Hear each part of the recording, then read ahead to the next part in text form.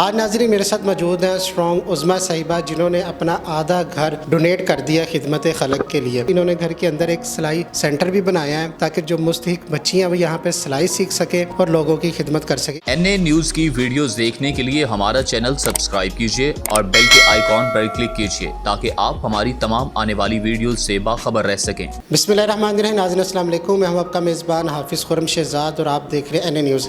आज नाज़रीन मेरे साथ मौजूद हैं स्ट्रॉन्ग उज़्मा साहिबा, जिन्होंने अपना आधा घर डोनेट कर दिया खिदमत खलक के लिए।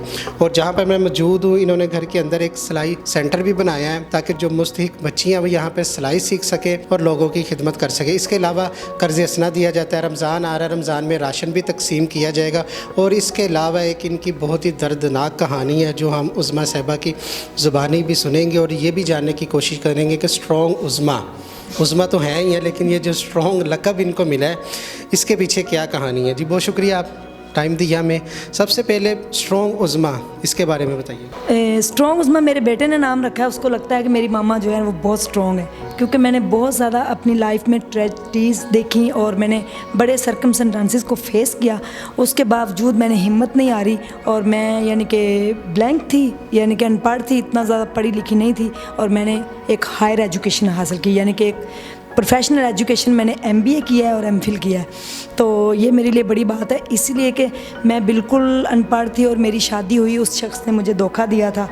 तो वो सब कुछ हमारा बेच के हमें तन्हा सड़क के ऊपर यानी कि रोड के ऊपर छोड़ के चला गया था। मेरा बेटा उस वक़्त 1 साल 3 माह का था। तो उसके बाद फिर मैंने ये डिसीजन लिया कि मेरी फैमिली जो थी वो भी मेरे साथ, उनका भी घर बर्बाद हो गया। मेरा तो हुआ, लेकिन मेरे अम्मी अब्बू का भी घर उसने बेच दिया था। तो अम्मी अब्बू मेरे बड़े परेशान थे। मेरे छोटे छोटे शादी के 1 साल बाद हुआ आपके साथ? शादी के 2 साल बाद वो चला गया था मैं छोड़ के। मेरा बेटा 1 साल और 3 माह का था जब वो गया था, लेकिन शादी के 3 माह बाद ही उसके सारे फ्रॉड सामने आने शुरू हो गए थे। लेकिन आपको पता है जो मिडिल क्लास लोग होते हैं वो कहते हैं बेटी का घर बसा रहे। तो ये अरेंज मैरिज थी आपकी? वो रिश्तेदार थे कि प्यार थे? मेरी आउट ऑफ फैमिली में शादी हुई थी, रिश्ता किसी ने करवाया था। तो मुझे उससे मोहब्बत भी बड़ी हो गई थी, मैं बड़ा बस क्या करूं। तो उसके अंदर मैं उसके ऊपर बड़ा अंधा एतबार करती थी और वो बहुत पढ़ा लिखा था। उसने MA English, MA economics, LLB कर रखा था और मैं उस वक़्त अनपढ़ थी। जब ये सारा मामला हो गया तो उसके बाद फिर मैंने देखा कि मैं क्या करूं। चारों तरफ अंधेरा था, कोई सपोर्ट करने वाला नहीं था, फाइनेंशियली भी और वैसे भी। आपको यानी कि वैसे अगर कि इंसान कहते हैं ना कि मैं आप ये कर सकते हैं तो इंसान थोड़ा सा हौसला पकड़ लेता है, लेकिन मुझे कोई भी नहीं नज़र आता था। चारों तरफ अंधेरा ही नज़र आता था। रिश्तेदारों को हम कुछ बता नहीं सकते थे। फिर मैंने स्कूल की सफाई करनी शुरू की। मुझे एक जॉब मिली तो सफाई की थी। मैं स्कूल में सफाई करती थी। एक मेडिकल स्टोर था, उसकी मैं सफाई करती थी। तो 2 साल मैंने सफाई का काम किया। उसके बाद फिर मैंने 2009 में डायरेक्ट मैट्रिक किया। जी, यानी कि मैंने किसी से बुक्स मांगी, किसी की मिन्नतें की, कोई ज़ुबानी क्वेश्चन याद किए मैथ के और कुछ इस तरह करके ना मैंने डायरेक्ट मैट्रिक किया। मैट्रिक के बाद फिर मैंने इंटर किया। फिर मुझे ये मेडिकल स्टोर का एक्सपीरियंस होता गया। 2 साल के बाद वो जो ओनर थे उन्होंने मुझे फिर सारी मेडिसिन के नाम ना यानी कि बताना शुरू कर दी, ये मेडिसिन ये। तो मैं सफाई से फिर मेडिसिन पे आ गई। तो उसके बाद फिर मैंने इंटर किया, साथ मैंने एक हॉस्पिटल में जॉब की। और जॉब के बाद जब मुझे ना ECG भी करनी आती है, एक्सरे भी आते हैं, अल्ट्रासाउंड आती है, मुझे बर्नूला पास करना आता है, मुझे मेडिसिन के बेशुमार नाम याद है। सिर्फ मेरे पास एक सर्टिफिकेट की कमी है, वो इसलिए कि मैंने मैट्रिक जो था वो आर्ट से किया था। अगर साइंस से किया होता तो आज मैं एक सक्सेसफुल MBBS डॉक्टर होती। तो खैर जो भी होता है वो बेहतर होता है, अच्छे के लिए होता है। उसके बाद फिर मैंने BCom किया। BCom पार्ट 2 में मैं थी। ज़माने से मैं टकरा गई, लड़ गई। मैंने कहा मैंने अब शादी नहीं करनी, क्योंकि मुझे डर लगता था लोगों से, एतबार मैं नहीं करती थी किसी के ऊपर, मेरा भरोसा ख़त्म हो गया था। आपने एक ठान लिया मैंने कुछ बन के दिखाना है, कुछ करना है? जी, मैंने ये ठान ली कि अब मैंने कुछ करना है। मैंने BCom में एडमिशन लिया। मुझे किसी ने कहा आप BCom कर लें, इसका बड़ा स्कोप है। BCom में मैंने एडमिशन लिया, पार्ट 1 मैंने क्लियर किया, तो पार्ट 2 में मेरी दोबारा शादी की गई। यानी बच्चे की जो बेटा था उसकी भी स्टडीज़ साथ साथ जारी थी? मेरा बेटा छोटा था, मेरा बेटा 2 साल का था जब मैंने मैट्रिक किया। हाँ जी, उसके बाद फिर वो 4 साल का हुआ था जब मैंने इंटर किया, उसको फिर स्कूल में एडमिशन लेके दिया था। तो BCom पार्ट 2 में मेरी दोबारा शादी हुई जिस शख्स से मेरी शादी हुई है वो मेरे से छोटे भी हैं, 7 साल, तकरीबन 6-7 साल छोटे हैं और अनमैरिड। आप तो ये साथ ये भी बता रही है कि मैंने ये ठान ली थी कि अब मैंने किसी पे एतबार नहीं करना, शादी नहीं करनी, तो फिर कैसे ये रजामंद जाहिर किया? मेरे रिलेटिव और जो हमसायों को तो छोड़ दें, लोगों को रिलेटिव नहीं जीने देते थे। फिर मेरे अब्बू ने मेरी मिन्नतें की, मुझे कन्विंस किया, तो मैंने अपने अब्बू के कहने पे दोबारा मेरा निकाह हुआ। जिस शख्स से हुआ मैंने बता दिया, वो मेरे से छोटे भी थे और सॉरी हैं भी, और क्या कहते हैं, उन्होंने वो एज में भी छोटे और अनमैरिड थे और मैं एक बच्चे की माँ थी। वो बहुत अच्छे हैं, उन्होंने मेरा साथ दिया, मेरा हाथ थामा, मैंने उनसे शादी की। तो बीकॉम मेरा पार्ट 2 क्लियर हो गया। फिर अल्लाह ने मुझे उनमें से एक बेटी दी, ठीक है। बेटे के बाद फिर मैंने 6 माह स्टे किया, लेकिन मैंने कहा नहीं, मैंने उनसे कहा मैंने कुछ करना है, मैंने पढ़ना है। तो एक वक्त शख्स वो था जिसने मुझे कहा कि आप पढ़ें, वरना सारी दुनिया ने मुझे डीमोटिवेट किया, डिग्रेड किया, पढ़ के तुमने क्या करना। सब लोगों ने मुझे इतना डीमोटिवेट किया था, सिर्फ एक शख्स ने इसने मुझे कहा था कि आप पढ़ें।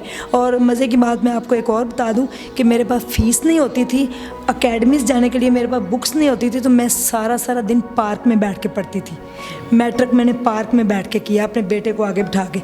इंटर भी और बीकॉम पार्ट 1 तक मैंने पार्क में ही बैठ के पढ़ा। सारा दिन मेरा गुजर जाता था, बच्चे को आगे बिठा देती, चीज़ें रख देती और सारा दिन मैं वहाँ पे बैठ के पढ़ती थी और मुझे कोई नज़र ही नहीं आता था। आता जाता इंसान, मुझे सिर्फ अपनी स्टडी नज़र आती थी। तो लड़के तो बैठ के पढ़ लेते हैं, लेकिन लड़की के लिए थोड़ा मुश्किल होता है। मुझे सिर्फ पुलिस वालों ने तंग किया था, बाकी किसी बंदे ने तंग नहीं किया। इवन के निशाई भी वहाँ बैठे होते तो उन्होंने मुझे कभी कुछ नहीं कहा। पुलिस वाले मुझे बहुत तंग करते थे। तो खैर उनकी मर्ज़ी है, वो अल्लाह उनको भी जज़ाए खैर दे।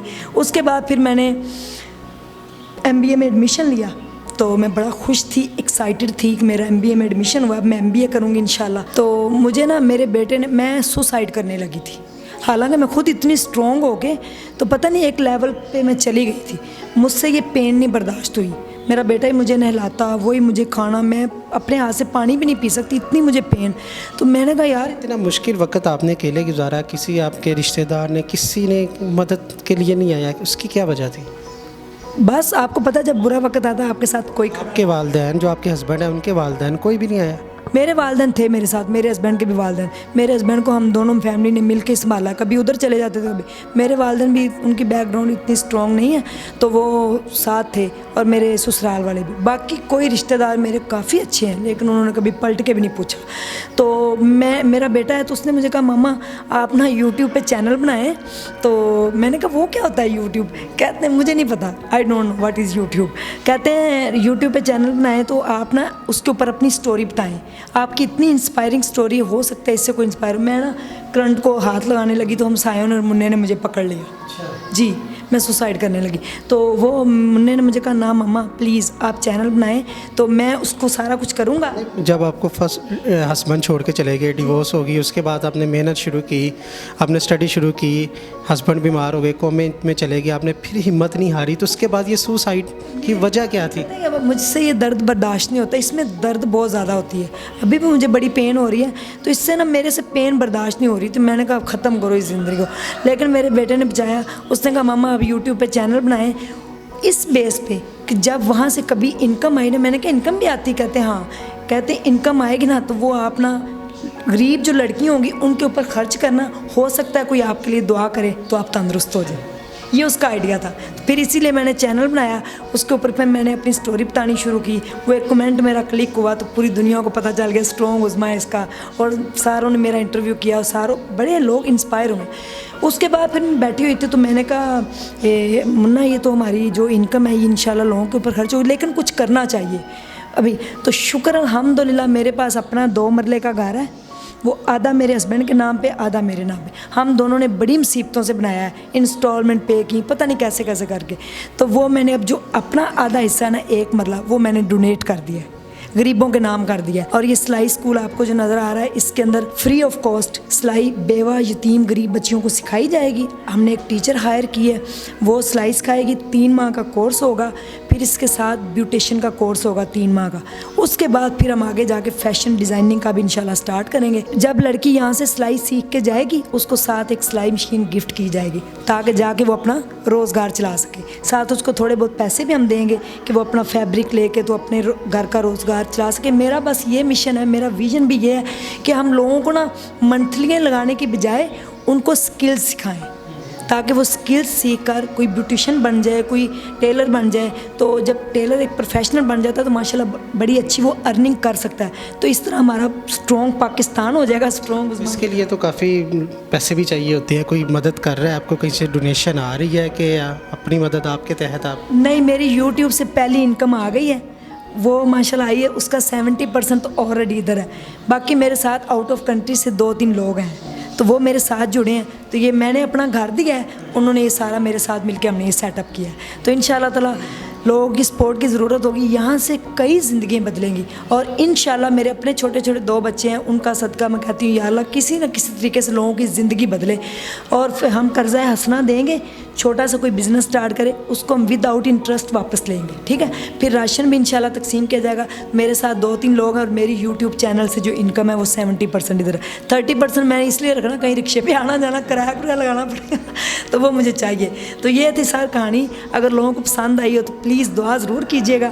और मुझे सपोर्ट तो नहीं कहूँगी, मैं कहूँगी मुझे मेरे लिए दुआ करें। जब दुआ करता है ना फिर तकदीरें बदल जाती हैं इंशाल्लाह। आपका बहुत शुक्रिया कि आपने ये दिखाई। अल्लाह करे कि लोगों को ये क्लिक कर जाए आइडिया इंशाल्लाह। जी नाज़रीन, आपने स्ट्रॉन्ग उज़्मा साहिबा की बात सुनी, किस तरह उन्होंने स्ट्रगल की है, किस तरह उन्होंने मेहनत की और मेहनत का नतीजा ये है। आप देख सकते हैं कि वो लोगों के लिए खिदमत रोज़गार का एहतमाम कर रही हैं। इसमें आपको भी बढ़ चढ़ के इनका साथ देना चाहिए, हिस्सा देना चाहिए, ताकि ज़्यादा से ज़्यादा लोगों की मदद हो सके। इसी के साथ अपने मेज़बान हाफिज़ खुर्रम शहज़ाद को इजाज़त दीजिए। अल्लाह ने के बाद।